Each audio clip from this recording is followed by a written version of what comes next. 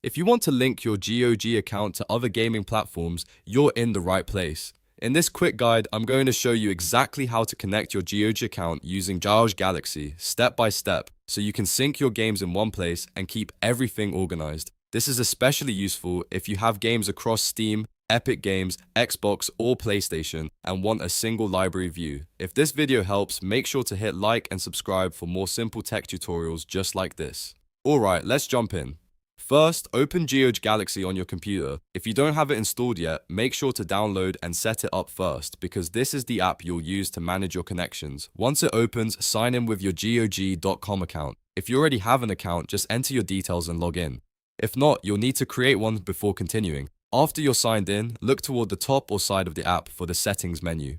This is usually shown as a gear icon. Click that gear icon to open your settings options. From there, find the section that says Add Games and Friends, and then click Connect Gaming Accounts. This is the area where GOG Galaxy lets you link external platforms to your main account. Now, you'll see a list of platforms you can connect.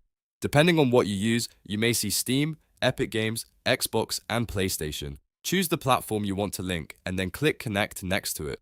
If you want to connect more than one account, you can repeat this process for each supported platform. Once you click Connect, a login window will appear for that platform. This is completely normal. Enter your account details for the selected service, just like you would when signing in normally. After that, the platform may ask you to confirm permissions. In most cases, you'll need to click Allow or Authorize so GOG Galaxy can access your library information and sync your games properly. After you approve the connection, give it a moment to sync. Depending on how large your library is and how many accounts you're connecting, this may take a little time. Don't worry if your games don't appear instantly. GOG Galaxy is pulling in the information in the background. When the sync is finished, go to your library inside GOG Galaxy. You should now see your connected games appear there.